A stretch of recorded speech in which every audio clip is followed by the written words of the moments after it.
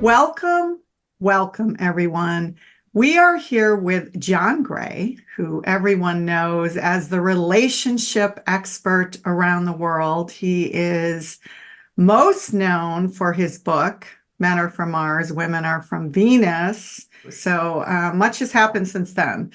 But before we get started, John, I would love to let people know a little bit about you for people who are new to your work. Most people aren't, but for those who are, as we mentioned, you're most known for that famous book, which USA Today listed as one of the most 10 influential books from the last 25 years.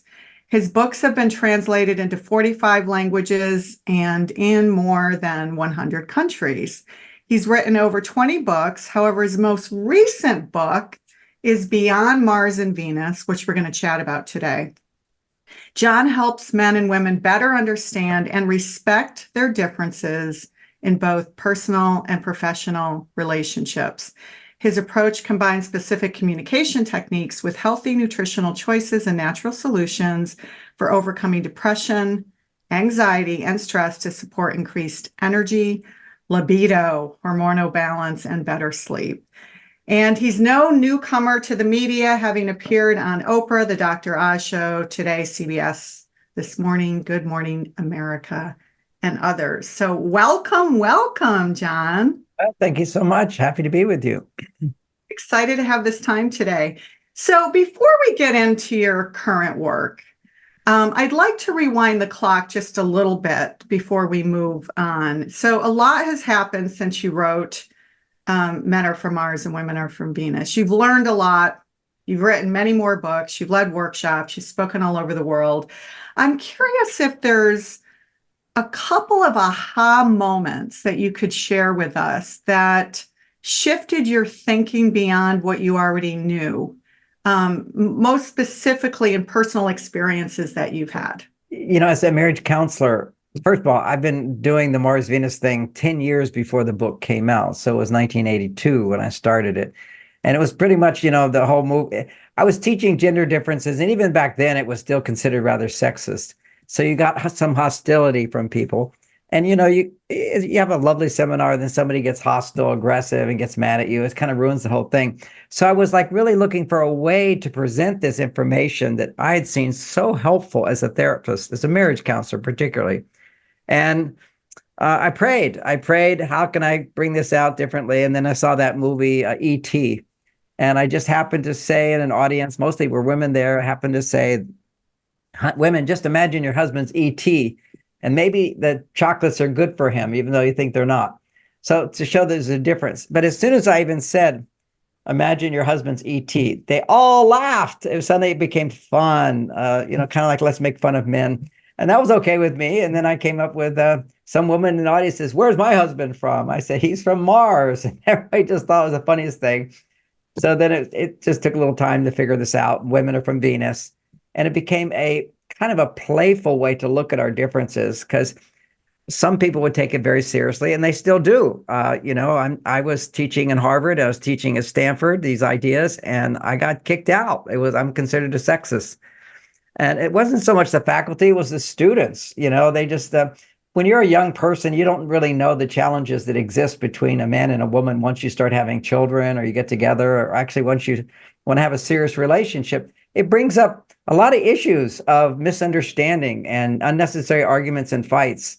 So what I saw is that when people could understand our differences and how they often show up, not that everybody's that different, but when someone's different from you, it's so easy to misinterpret what they're wanting and give them the wrong thing. So that became the basis of all the ideas. And yes, so you want an event that changed my mind? It was right in the first part of Men Are From Mars, which is my wife and I were in an argument and we weren't sleeping. We had a new baby. And I just, when it got amplified, I walked out of the room. And she said, because talking was just making it worse, is the logical thing to walk away.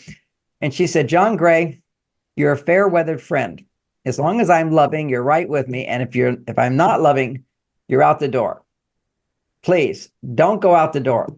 Just stop talking and come sit next to me. That's all I need you to do. And I thought that would never have occurred to me that we could have just stopped talking and I could put my arm around her and she would start to cry and we would soften and my anger would soften. Because if I'm upset with somebody, I don't want them to come sit down next to me and put their arm around me. It's just, so I had to realize that we don't always know what our partners need. And we can help people understand that. And even to this day, if we start to raise our voices at all, I say, okay, now let's not talk for a little while. I'm going to sit next to you and hold your hand, not talk. And let the bodies love each other. The body is not limited by the brain, which gets in the way. And that's a powerful tool couples can have. Just don't be in such a hurry to try to be right or make your partner wrong. Well said, actually. Well said. So in your most recent book, Beyond Mars and Venus, you talk about role mate versus soulmate, right? And soulmate is a popular term, has been for a while now. Can you speak about this in traditional relationships, but also how it might apply in a transgender or non-binary relationship as well? I don't have any experience with that. But what I can say is that if you can be authentic, who you are, and you can share your deepest feelings, loving yourself and loving your partner, then you're soulmates. That's, to me, a soulmate is someone, if I put it not in that context, but more the traditional context, which is where those terms originated. A role mate is someone who, my wife has a role raising the children, taking care of the home. This is traditional ideas. And the man has a role to do the jobs outside and bring them home, so to speak. So I'm going to go do the dirty, dangerous, difficult jobs that you don't want to do. And I'm going to go do them and not complain about it. And I'm going to come home and you're going to treat me like I'm your hero and you're going to love me. That was the thing. And a woman who felt, oh, he does things for me that I don't want to do or that I can't do because culture didn't allow women to be on their male side. You had a lot of love and appreciation for him. Just like at one point in my life, I was homeless and somebody gave me food, gave me $50, which was the equivalent of 500, old friend. And to this day, he's like my best friend. When somebody touches a need that you have, a fully felt need, you feel a lot of love. So that was the kind of the relationship when it was functional. Marriage in the past was very dysfunctional when men could not earn a living because then he wasn't doing his job for her. And therefore, if he's not doing things for her, it's hard for her to feel I can depend on him. So then we evolved, and as our consciousness raised, and I want to give an example of how our consciousness has changed. I think it was when I was like 19 years old, and you could look at pictures. You still can go back and look at the pictures of flight attendants who are just 21 years old or 18 years old. They look like they're 35. I mean, people look at the old pictures. People look so much older, like 60s, the new 40, we have evolved. And that consciousness has allowed us to access greater awareness of who we are. So what we see is now we realize that we, as a man, I have many female qualities.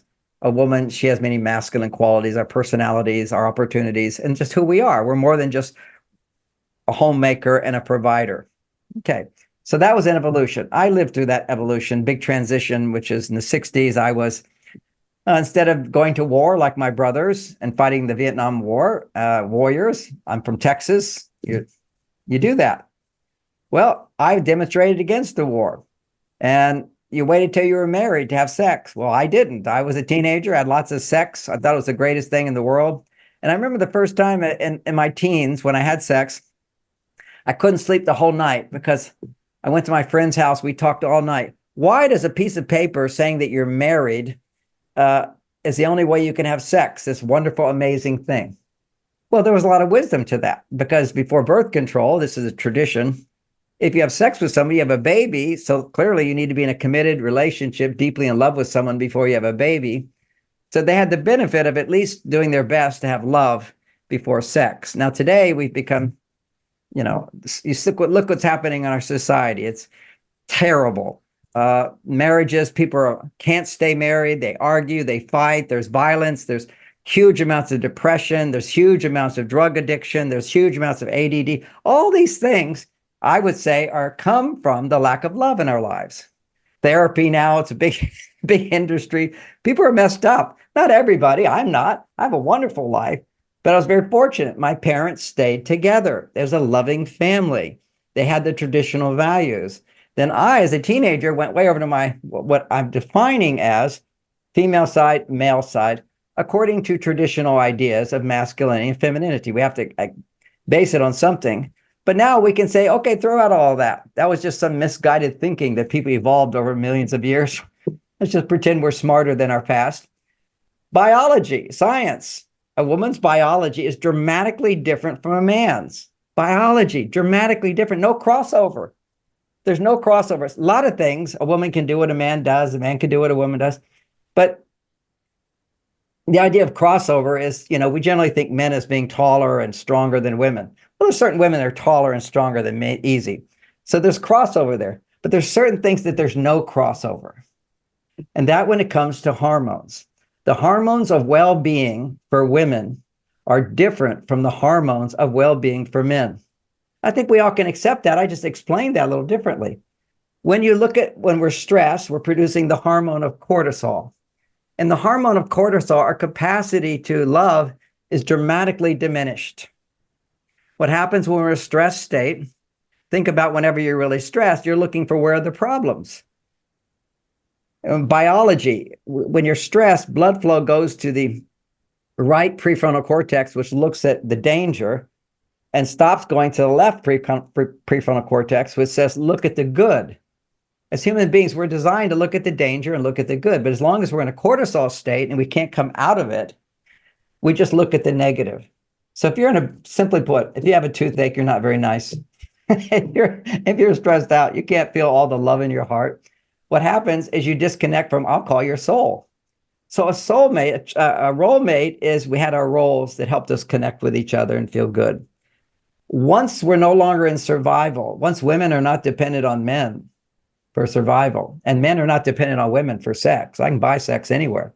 Okay, there's pornography's massive industry, all of that. We don't need each other so much anymore. And when you don't need each other, why are we together? That's what so many women say to me. Yeah. Why do I need a man? Well, they don't know why they need a man because they grew up and they didn't see their mother happy depending on a man with all the benefits of a man. In America, 40% of the whites didn't have a father in the home.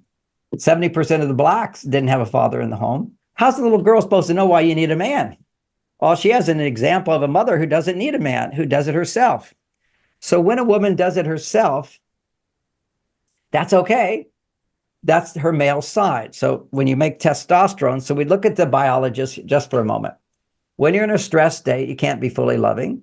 So your cortisol levels go down, you can have a loving relationship. Well, when cortisol levels are elevated, what we see in men is their testosterone levels are very low. They're a happy man, and when a man's not stressed, his testosterone will be approximately 10 times more than the average woman. 10 times more. Think of someone being 10 times taller. And when a woman's not stressed, she'll be making 10 times more estrogen than a man makes, generally speaking. And for a woman to be orgasmic, to fall in love, to want to enjoy sex with a man, her estrogen levels have to double. Okay, this is like biology. They've seen this. As it gets to that very high level, that's when a woman will feel, I want to be penetrated by a man. Sexual attraction to men increases, particularly at that time. Now, what's different between women and animals is that women can have that 24 all days of the month. Animals can only do it when they're ovulating. But with the right conditions, a man can raise the estrogen in a woman by his behavior so that she wants to have romance every day. My wife, we make love almost every day because she wants it. Now, why? Because I keep her estrogen levels at a very high level. I can do things, we'll call them biohacks. We all know the hacks that hack computers. A biohack, I can hack her hormones and she can hack my hormones. So I figured this out. And it's all the basis was in Men Are From Mars, but it wasn't the big problem for couples at that time. But now the new problem, the challenge that I see if I simplify it, when women are on their male side, they don't have a clear awareness of the road back to connecting with their female side. So they can kind of go over to their male side and come back to their female side. Now, evidence of that is that In 2000, the year 2000, the feminists did a study showing that for men in the workplace, we all have cortisol levels at times. So you do tests during the day of cortisol.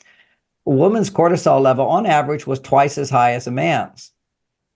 And that was, of course, the feminists were saying that's because, men are bad, kind of a thing. Well, the workplace was actually created by men for men. And now women have joined in and things are slowly changing. And that's a good thing, which is more supportive of female hormones. But the biology of work, anytime you sacrifice what you like to do, what you enjoy doing, and you take responsibility to solve a problem, testosterone goes up. So the workplace is designed to produce more testosterone. The family, love, relationships, children, caring for each other, feeding each other, all these things are designed to raise estrogen. Do we have to go back in time for women to have to have that right balance? No, we just need a new set of skills. So the new set of skills is how men can provide a new kind of emotional support that will raise women's hormones, and women can provide a new kind of emotional support that can raise a man's testosterone. And then they can fall in love, and then they can stay in love because they know how to keep the testosterone up in the man and up in the woman. Your typical average male goes down 1% every year. What I teach people, it goes up. I'm 73 years old and my testosterone is 50% higher than when I was a young man. It's only gone up for me based on relationship skills. So it's not inevitably that these hormones have to go down. Women, it's inevitable that their estrogen production will go down, but what they have control over is the balance of estrogen with their testosterone. The key is not to be overly independent. Otherwise, you can't fall in love with a man. Falling in love with a man is when you can depend on him to do something, to be something, to communicate in a certain way that will raise your estrogen. Well, I imagine that would also hold true with, same-sex couples too, where one has more masculine energy and the other has more feminine energy, and you're trying to create that polarity between them. Yes, polarity. And I'm glad you point out polarity, because what happens is, and this is a challenge for everybody, heterosexual, not heterosexual, is although it's more pronounced from my research, and there isn't a lot of research to back up what I'm saying, but I do live in the Bay Area. It's quite common for lesbians to lose attraction for each other. They often call it deadbed. And I've heard stories of, and this is just anecdotal, but I'll share my experience. I'm not an expert on that. They'll actually watch male porn. I saw it in a movie. I also heard it from people. They'll watch male porn to sort of get some of that male energy and then bring it together. Because, see, what creates the spark of attraction is polarity, as you mentioned. So you think of a magnet, a North Pole and a South Pole. Now, the illusion is in the beginning of a relationship, what happens is, and I'm talking about heterosexual right now, in the newness of a relationship, you get an extra huge bump of dopamine. Okay, sexuality and also newness and vulnerability, all those things together produce a gigantic amount of dopamine. And that will last a one-night stand. It might be over right away, or it could be in a more serious relationship go on for 2 to 3 years. And then you don't get that free bump of new and different. Everything's familiar, you're used to each other, whatever. Well, what does that big bump of dopamine in the beginning do? It raises testosterone in a man, heterosexual man, raises that testosterone. And in a heterosexual woman, it will raise her estrogen. So you're getting a real strong polarity. It's like right now, I'm talking to you, my testosterone levels are at least 20 times more than my wife's. Okay, she has a business, she does all that. It's not that she can't be independent, but for man's biology, for me to have well-being, my testosterone levels need to be 10 times higher. And for me to want to make love to her, for example, since we're talking about relationships, it needs to double. Okay, and for me, that's very easy because we have the relationship skills where I can raise her estrogen. And when her estrogen goes up in my presence, my testosterone goes up. This is a soulmate relationship. This is where we find our balance. We get that spark by coming together as opposite poles, so to speak, which is you just feel some warmth and attraction, but you get into bed and then suddenly that clicks. When you have a magnet, literally it makes a big click. That's the spark. And if it was the dopamine level, if our spark was based upon dopamine, I'd be feeling it all the time. I never feel turned on to sex unless I'm in bed with my wife. It takes her kissing me or touching me or getting close to me, or I give her a kiss, and it's flame on. They have to come together. In the beginning, it's a fake attraction. It's caused by the drug of dopamine, basically. But if you want passion to last for a lifetime, you have to maintain the polarity for a lifetime. So when you bring it to the other relationships, I haven't tried this out. So I think I know that one of the good things about a homosexual relationship is you kind of understand your partner better.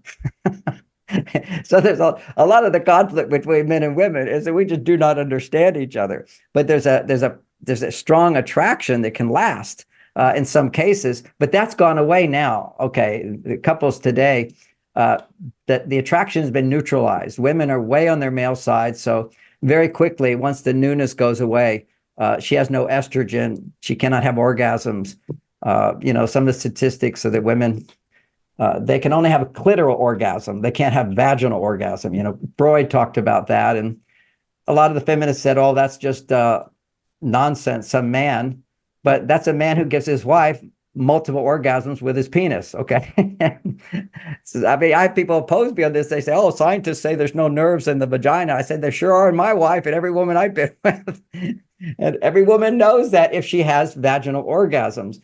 But if you're depending on clitoral stimulation, what happens is the energy that would allow circulation to go into your vagina doesn't happen. Now, that's not Western science. That's a Chinese understanding of acupuncture. If all your sexual energy, you only have so much sexual potency, right? It's kind of like done when you're done. And that if the sexual potency for women goes into the clitoris, that will stimulate, according to the Chinese, I'm just quoting Chinese here, and I've seen it be true in many of my clients, is you overstimulate the clitoris without enough foreplay with the breasts and the kitching. It's all a building up of circulation, but you get to the clitoris, it's easy arousal. And if you climax there, you don't have the energy left to climax multi-orgasmic in the vagina. And so what they say, according to acupressure, is that the clitoris stimulates the kidneys. And if you overstimulate the kidneys and not equally stimulate or more stimulate the vagina, the G spot, the C spot, the A and the B spot, all these spots that become more sensitive for her through intercourse, those are all linked to different organs in the body. So these organs are not getting nourished through intercourse, but the kidneys are being overstimulated, and that causes water retention. See, the intimacy is going into your female side.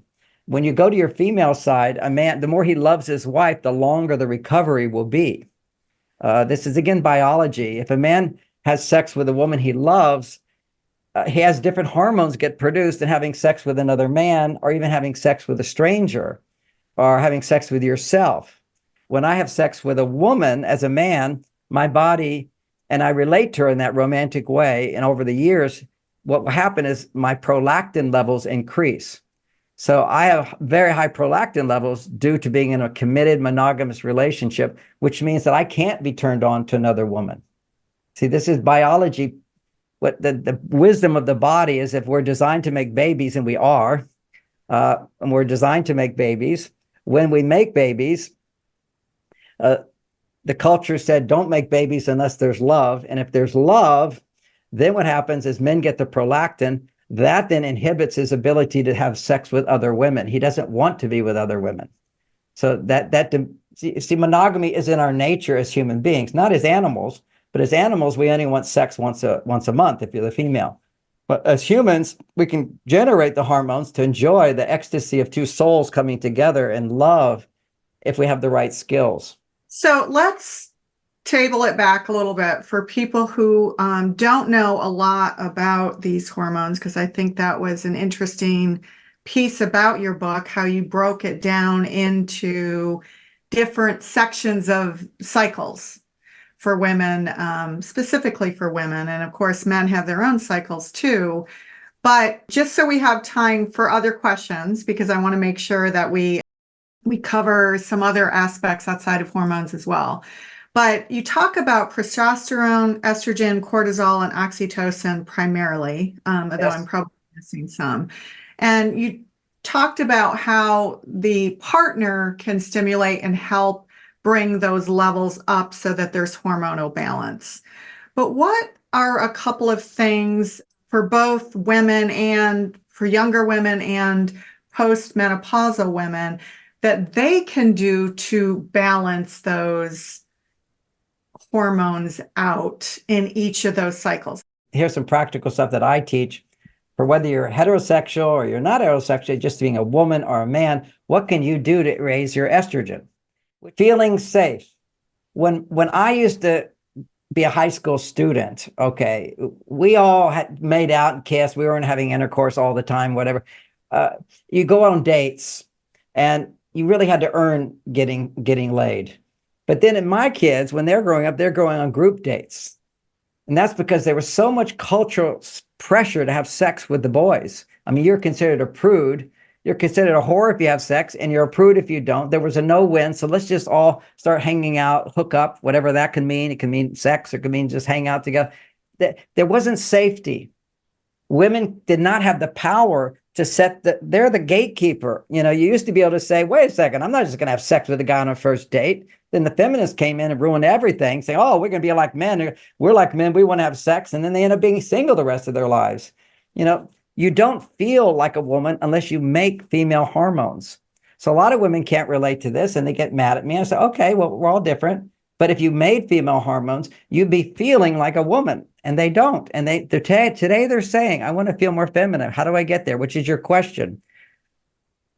Talking with girls. If you're a woman, you talk with girls. And that's what these girls are doing. They're just saying that I'm not interested in guys right now. I'm interested in girls because I don't feel safe. Feeling safe and not pressured to have sex. Our culture pressures you. If you're like a feminist woman, you're going to go have sex with whenever. It doesn't matter. You're horny. You're going to go have sex. You know, what's going to happen is safety. So hanging out with other girls, talking with other girls, doing counseling, doing therapy. These are all real powerful ways for women to come back to their female side. Even in the Middle East and the big government companies, they invite me to come in. The big thing we do for the women there, they're all super good workers, but then they're unhappy and a lot of drama. So they're now using Mars Venus coaches so that the women can talk about their feelings. The problem is, if you talk about your feelings with a guy, he'll often feel defensive because you're complaining about him and your feelings. If you talk to a therapist, you can complain, but you're not using negative emotions to change your therapist. You're using your negative emotions just to understand them. That's healthy for women. If you talk about your feelings to understand it, to have somebody feel closer to you, then you will make a lot of estrogen. But if you're talking, you know, I see these women out there, university students, they're all angry and they're demonstrating. They're not making any estrogen. Okay, they're making a lot of noise. And what happens is when you use negative emotions in order to change the world, you get addicted to negative emotions. So therapy is about sharing your feelings without trying to change the therapist, but to change you. The whole idea is I'm exploring my feelings so I can let go of them and find the positive part of me. Dancing, that's a big estrogen stimulating. My neighbor, you know, she's my age and she looks so much younger. Well, like, so do I. But she's single. I kind of go, what do you do? I dance, and I got a great dance teacher. You know, so you have a man leading you in a dance together. It's like heaven for her. I have two women friends who are older who that's their sex. Okay. They may not get to the super high level, but most women never get there anyway, whether you're straight or heterosexual. But so do something you love to do where you're depending on someone for support. Depending on someone for support. That means you're trusting. That means someone's respecting you. You're the center of attention. You know, men dance to showcase the woman, not to showcase themselves. So you have, and of course you see much of the dance today, we're all just doing our own thing. There's no connection. Women need to have that interaction where somebody is thinking of you, caring about you. Doctors, also make sure you're getting all your medical checkups. And, you know, the medical community, when I wrote Men Are From Mars, said, how can we get men to see doctors? Women are always going to see their doctors. And I said, just going to see the doctor is an estrogen producer. Knowing that somebody cares about you and thinks about you, whatever. Whenever you're feeling, I have to do it myself. Okay, it's me all by myself. You're going to produce testosterone. But at least if you're, you know, you've got lots of girlfriends and lots of support, That's really key. That's a big thing. It's just better to have somebody who's always looking out for you. You're number one. You're special. You're the it. You know, that's romance. And romance is so interesting. Romance, I've defined it, and I have these hacks based on this concept. Romance is somebody doing for you something you could do for yourself, but because they're there, you don't have to. It's like you can cook for yourself, but a man takes you to dinner. Somebody's cooking for you. Now, two girls can go do that too. They're going to make more estrogen as well. When you're depending on others to do something you could do for yourself. Now, in the role mate world, it's depending on a man for something you can't do for yourself. Women couldn't raise children and also run the factory. Okay, you just couldn't do it. So that's a survival level. A soulmate level is not based on survival. It's like, I can take care of myself. I can be happy on my own, but I can be happier through relationship. And that's such a good concept. Where you can never blame your partner for your unhappiness, really. You get free from this whole blame game and realize when my partner's not making me happy, that's the time for me to do something to make myself happy, which is the great question you asked. What can single people do? But unfortunately, you've got a huge force against you once you're around 28 years old. It's really appropriate for us for both males and females. There are stages of maturity. The first level of maturity is depending on our parents. The next level of maturity is we go to school. We depend on our teachers and friends for play. Next level of maturity is teenagers. Next level of maturity is our 20s, where we are finally developing our prefrontal cortex. We haven't even developed it in about 27, 28 years old. So this is a time of learning about who I am, what I can do, and be self-sufficient to be happy. Then you're really ready to be in a relationship. Because otherwise, if you get in a relationship and you don't know how to be happy before that, you're going to expect your partner to make you happy. And whenever you're not happy, it tends to be they're not doing their job. And without this knowledge in my book, how to communicate in ways that are mutually supportive of each other, it's so easy to blame our partners. We don't see our side of it. Both men don't see their side, women don't see their side. Well, that question was pertaining not specifically to single people, though I think it's important for single people to know how to balance their hormones, whether they're in a relationship or not, but also within relationship, right? I mean, when we're in relationship, there are some things that our partners can do to assist to balance those hormones with some of the techniques and skills that you talked about, but also things they can do for themselves to balance though within relationship, right? Because, let's talk about self-love for a minute. You said that when you can access your own inner happiness that is not dependent on your partner's love and support, you discover your own power to bring out the best in them over time.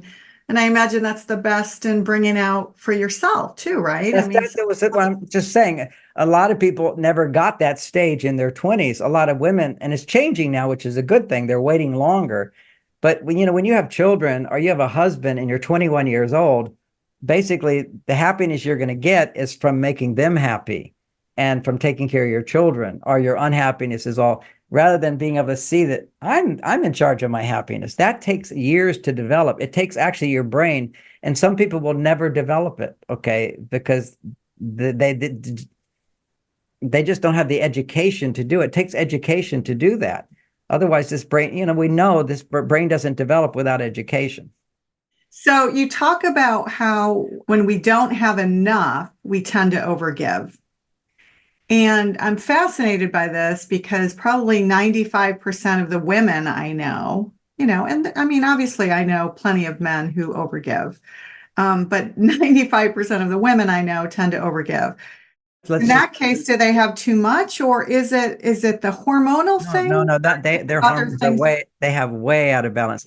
Okay, so here's the lack of knowledge. Okay, this overgiving, there's no such thing really of overgiving. There's under receiving. Okay.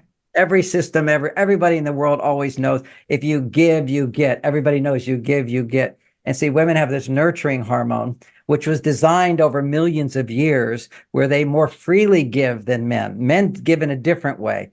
Women nurture their children. They give everything. You have a different biology, which gives you 20 times more energy if you have oxytocin. When women has oxytocin, it means she feels safe. When she feels safe, only because I can depend on others to be there for me. That's oxytocin is the doorway. It's often associated with lower stress for women. People mistakenly think it lowers stress in men. It doesn't. Oxytocin lowers testosterone in men, which is why if he's in a safe situation, take the man who has all the money in the world, they become drug addicts. They're egotistical. They didn't have to earn it. Right now, I am not safe. I have to present these ideas in a way that people will like me, appreciate me, buy my books and whatever. So that's the male side. The male side thrives in somewhat risk. Risk is very, very important to stimulate testosterone. It also stimulates dopamine. But for a woman, dopamine, if it's produced by risk, produces testosterone. Now, women they make a lot of testosterone, just men make 10 times more, need to make 10 times more. So, an example of that, you will look at the people who are driving in the fast lane, which is more risky. A higher percent are men. Now, some are women. Of course, there's some women. They have developed that side of them, but we're not looking at their stress levels when they're doing it. Because what we know in the stress levels, once again, just being in the workplace, women's stress levels are twice as high as men's, and they come home, they double. And why do they double? They have no time to create a home. You see, it takes time to create a life and a family and a home and a place and to cook and all these different things. Women have no time. So basically, they're forced to be like men. Okay. It's kind of an emergency mode. The difference here, another difference, is that when I'm in emergency mode, I do what I can do. And if I can't do it, I don't. Women will continue doing. That's this quote, giving, you're saying. They keep giving. So there's one thing is that women don't have a shutoff valve, because when you have a baby, you have to be on all the time. We've messed up our economy. It's a disaster. It used to be the functional relationships in the past is when a man could make enough money to provide safety and security for a woman to have children. That was the functional family. Whenever the man couldn't get paid, and if he can't get paid, he won't be motivated to work. So he's out of work or he doesn't get paid enough. That's what creates dysfunction in men, which then destroys femininity, where they can't trust men, which evolves into, I can't trust men, so you can't have a relationship if you can't trust your partner or something meaningful for you. Well, we've done it again. We just flipped the tables. Now that women are out becoming the providers and men are the providers, what you've got is two people out there in the work world and nobody at home. Mother's not at home. And this is the most important thing for functionality, is a child grows up with a mother who's reasonably happy and depending on her father, that they're loving each other. Even if they're divorced, I say this for the divorced couples, you can still help your children from being completely messed up by having loving feelings towards each other, even though you couldn't make it work as a relationship. Step one. And two, as a mother, rather than just put all your love into your child, grow up and have a grown-up relationship so you're not looking for everything from your child. Because this whole over-nurturing children thing is another problem. So women give so much in relationships. It's not that they give so much, it's that they don't know how to receive. They don't know how to give the man the opportunity to successfully give to her. Men don't know how to successfully give to her. But the foundation of relationship, I lay in women's hands. If you were to ask me, people ask me all the time, we're a married family, we're a couple, we have children, only one of you can come to one of my weekend seminars, who should it be? Should be the woman. Women hold all the keys. I mean, this is your realm. The work world has always been the man's realm. You look at how many books are read by men on relationships, peanuts. 95% of the books on relationship are read and purchased by women, but doesn't mean men don't care about relationships. Men are over in the money-making section buying those books because they know if you don't make money, you don't get a woman, period. And that's reality. You have something to offer her. So let's talk about one of the other things that you bring up in the book. It's you, me, and we time. And I love that because that really applies to all relationships, right? And so you really kind of go through the stages of recognizing when you're spending too much in we time or too much in you time and how to give back to you. So what are some tips there for people to recognize when they're spending too much time in one or the other and not a balanced time across all three? That's a great question. Let's define those terms. I mean, you read the book, so let me help other people. Right, so exactly. you time is pretty much work. If you look at today's society, you're serving other people. See, that's really what the workplace is about. It's not you're supposed to be nurturing me. It's like, I'm a therapist. You don't need to solve my problems. I'm here to solve your problems. It's all about you. So that's your testosterone land. That's your masculine side. Now, your female side, for women, they have two aspects of their female side. And one of them is estrogen. And estrogen is, we're doing this together where I can depend on you. Okay. It's togetherness, but there's a polarity in the you're the one who opened the car door. You're the one who drove the car. You're the one who paid for the meal. Even though I can pay for the meal as a woman, no, you're doing everything for me. That's what romance is. You see, this is the polarity of men doing things for women that women could do for themselves, but they don't have to because this man cares about her and wants to help her. It's epitomized in this statement with my wife when she was, in the beginning, I opened the car door for her and she would say, "Oh, John, I can do that." I said, "Honey, I know you can do that, but you do so much for me. Let me take care of you tonight." I say, it's a good feeling. It's like when I look at women's not good feeling, it's usually, I have to do this, I have to do this, I have to do this, I have to do this. And that overwhelms her. As I mentioned before, we men have a shutoff. One of Bonnie's biggest complaints about me was when in the early years is we didn't have these, we had answering machines, right? And we didn't have the way we have now, all the internet and everything.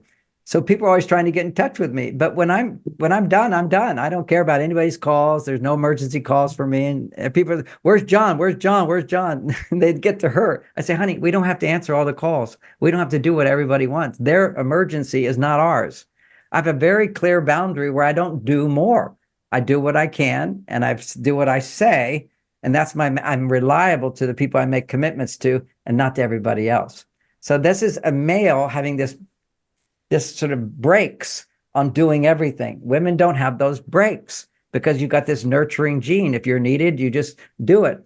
But you don't have infinite energy unless you have someone taking care of you, meaning providing for you the things that you need so you can give to your children what they need. And that's gone. But what we can do today is men can, for a woman to know her you time is very important. Her we time means part of the month, and that's particularly after ovulation. After her period, we time is starting to increase. The progesterone, you have to just focus on after ovulation. That's the me time. And me time means doing things that you do just because you like to do it. And there's two types of me time. One is social bonding. It makes progesterone. There's research showing that one. There isn't a lot of research showing the other one, but this is what I've observed, which is when you're doing something for yourself, like the woman who says, "Oh, I'm going to go sit in the hot bathtub and bubble bath, or I'm going to do something, I'm going to work in the garden because I love to do that." So doing what you like to do, what you love to do, it's very relaxed. And you'll see that this is most important for women in the 5 days before her period. So many women get PMS and their moods are all over the place because they're doing stuff that they don't want to do or they have to do, and they're not balanced with time where they get to do what they like to do, what they enjoy doing. And quite often they don't even know what they enjoy doing. So what is that time for women who are in menopause? Okay, so menopause, there isn't a lot of research backing this up, but there's anecdotal research on this. And for some reason, people try to keep disproving it, and yet common sense shows that what I'm saying is accurate, is that there tends to be, during the full moon, is a time where you want to have more we time. Okay, that's your romantic evening, right? The full moon goes with romance. Okay, the new moon is going to be more on the side of your progesterone doing what you like to do, but not so much depending on someone else for that. And the dance is not so much for progesterone after you have gone through your after menopause. So the challenge for women then is, when do I focus on my we time and when do I focus on you time? Because, you're at a place where you vocationally aroused. One of my friends, she said she was in her 80s at this time, but she was saying, when I turned 65, I became vocationally aroused. I was just like a teenager. I wanted to make my dreams come true. And this is where progesterone isn't as important. But because she'd been a mother with 6 children and she had a network of family and friends, she was very well balanced as she launched books and career and everything. But she maintained her family connection and lived a very rich, fulfilling life. But it's not like after menopause, it's a lot. You have to use your choice. I know I need to balance it. I know I need to balance it, but it's mainly making sure that you're balancing enough estrogen to go along with your testosterone. And that, which means that you can still be multi-orgasmic. Many women can't be multi-orgasmic because they're not getting the usual supply, an easier supply of estrogen. When you still have your eggs, and ovaries will make your estrogen for you. But once the eggs are done, your ovaries don't make your estrogen, and now your estrogen is primarily made from your adrenal gland. So if you've been out of balance, stressed, a lot of stress, your adrenal glands will often be adrenal fatigue, and that transition is really hard for the body to shift into producing enough estrogen. And then you've also got the idea of unfortunately, jaded relationships where you sort of depend on men and they haven't been there for you. So there's an attitude of, it's easy to do it yourself, right? I can't depend on him, so I'll do it myself. So then you get a lot of the, a lack of ability to enjoy romance and making love, and that goes away for a lot of the women in that age group. But unless they have a husband who consciously, I know my parents had harmony all the time, but I know my dad didn't know anything about foreplay, didn't know anything about how to make love to my mother.